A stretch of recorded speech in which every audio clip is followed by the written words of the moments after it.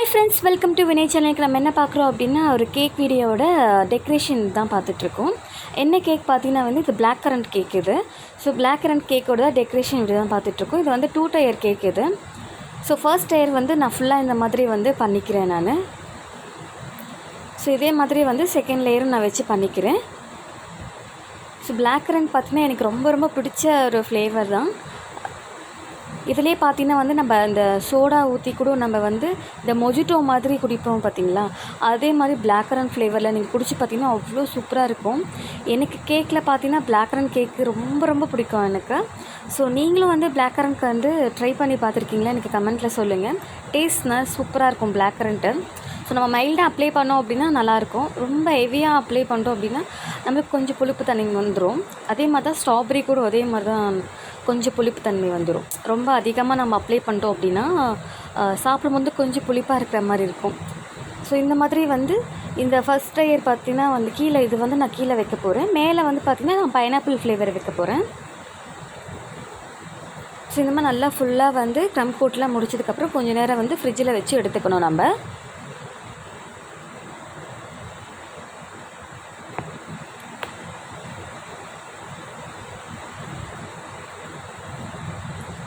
So almost பார்த்தீங்கன்னா க்ரம் கோட்டில் நான் முடிச்சிட்டேன்.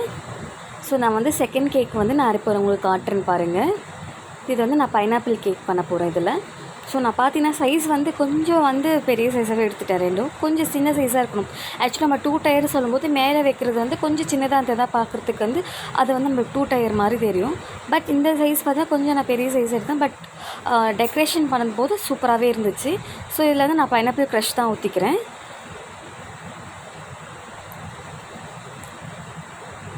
ஸோ இதே மாதிரி பேலன்ஸ் இருக்க கேக்லேயும் நான் அப்ளை பண்ணிக்கிறேன். ஸோ ஃபஸ்ட்டு விப்பிங் க்ரீம், தென் பார்த்தீங்கன்னா பைனாப்பிள் க்ரஷ் நான் ஊற்றிக்கிறேன். ஸோ இந்த கேக் நான் யாருக்காக பண்ணுறேன் பார்த்தீங்கன்னா, என் ஹஸ்பண்ட் ஆஃபீஸில் பர்த்டே சொல்லியிருக்காங்க. ஸோ அவருக்காக தான் இது நான் பண்ணியிருக்கேன். ஸோ 2 டயரில் தான் நான் பண்ணுறேன். ஸோ நான் 2 டயர் பார்த்தீங்கன்னா தான் ஃபஸ்ட் டைம் பண்ணுறேன். பார்த்தீங்கன்னா வினியோட பர்த்டேக்கு 2 டயர் பண்ணியிருந்தேன். பட் 2 டயர் எனக்கு அந்த பேஸ் எடுக்காமையே நான் டைம் ஆகிடுச்சின்னு சொல்லிவிட்டு அப்படியே வச்சுட்டேன். ஸோ இந்த வாட்டி பார்த்தீங்கன்னா அந்த கீழே இருக்க அந்த கேக் போர்டு இருக்குது பார்த்தீங்களா, அதை எடுத்துடுவேன் நான். வினய் பர்த்டேக்கு பார்த்தீங்கன்னா கேக் போர்டு வச்சு தான் நான் பண்ணியிருந்தேன். ஸோ அது கொஞ்சம் அர்ஜெண்ட்டாக இருந்ததுனால அதனால் டெக்கரேஷன் பண்ண முடியல. நானே கேக் பண்ணி கொஞ்சம் டைம் மேனேஜ் பண்ண தெரியாமல் நான் மிஸ் பண்ணிட்டேன். ஸோ இந்த கேக்கில் பார்த்தீங்கன்னா நம்ம அந்த கேக் போர்டு எடுத்துகிட்டு நல்லா சூப்பராக டெக்கரேஷன் பண்ணணும் அப்படின்னு சொல்லிட்டு நான் டெக்கரேஷன் பண்ணிகிட்ருக்கேன். ஸோ ஆல்மோஸ்ட் எதுவும் பார்த்தீங்கன்னா க்ரம் கோட்டில் நான் முடிச்சிட்டேன். நெக்ஸ்ட்டு பார்த்தீங்கன்னா அந்த கேக்கை நம்ம இன்சர்ட் பண்ணணும் இல்லையா. ஸோ அதுக்கு ஒரு ஸ்ட்ரா மாதிரி நான் எடுத்திருக்கேன் பாருங்கள். இந்த மாதிரி ஸ்ட்ரா எடுத்துகிட்டு 4 இதில் நான் ஃபிட் பண்ணி விட்டுட்டேன். ஃபிட் பண்ணி விட்டுட்டோம் அப்படின்னா கொஞ்சம் ஸ்டெடியாக நிற்கும். அதுக்காண்டி தான் நம்ம ஸ்ட்ரா நிற்க வைக்கிறோம். ஸோ கேக் நல்லா அட்ஜஸ்ட் பண்ணி வச்சுக்கிறேன் பாருங்கள். ஸோ இந்த மாதிரி இடையில உங்களுக்கு கிராக் மாதிரி விழுந்துச்சு அப்படின்னா நம்ம க்ரீம் வச்சு அட்ஜஸ்ட் பண்ணிக்கலாம். ஸோ ஆல்மோஸ்ட் பார்த்திங்கன்னா 2 கேக்குமே நான் டயர் வச்சிட்டேன். இதே மாதிரி செகண்ட் டயர் வச்சதுக்கப்புறம் மேலேயும் பார்த்திங்கன்னா ஒரு பெரிய ஸ்ட்ரா எடுத்து அதுக்குள்ளே வைக்கணும் நம்ம. அது உடன்லேயே இருக்கலாம், இல்லைனா நம்ம நார்மல் பிளாஸ்டிக்கில் வரும் பார்த்திங்களா, அந்த மாதிரி இருக்கலாம், இல்லை பேப்பரில் கூட வரும்.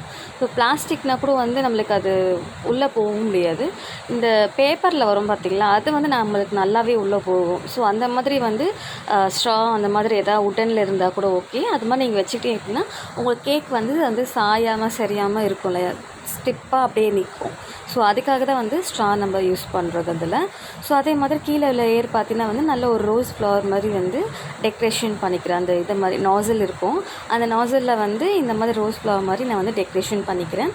ஸோ மேலே பார்த்தீங்கன்னா இந்த பர்பிள் கலரில் நம்ம டெக்கரேஷன் பண்ணிகிட்ருக்கேன்.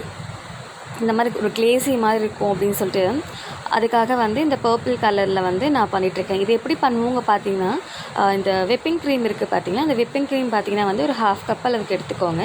எடுத்துக்கிட்டு நம்ம ஒயிட் சாக்லேட் ரெடிமேடாக விற்பாங்க.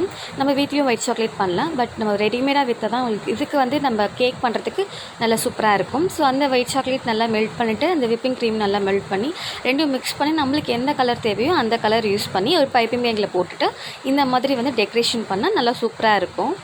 இது அப்படி இல்லை, இந்த சாக்லேட் வந்து உங்களுக்கு கிடைக்கல அப்படின்னா நம்ம கார்ன்ஃப்ளோர் மாவில் கூட இந்த மாதிரி பண்ணலாம். கொஞ்சம் கார்ன்ஃப்ளோர் மாவு, சுகர் நல்லா ஆட் பண்ணிவிட்டு தேவையான அளவுக்கு தண்ணி விட்டுட்டு அதை வந்து டபுள் பாயில் மெட்டலில் இல்லை டைரெக்டாக வச்சா கூட உங்களுக்கு சூப்பராக வந்துடும் இந்த மாதிரி கிளேஸு. ஸோ இதான் ஃபைனல் டெக்கரேஷன். சூப்பராக இருக்குது பார்த்தீங்களா இந்த மாதிரி.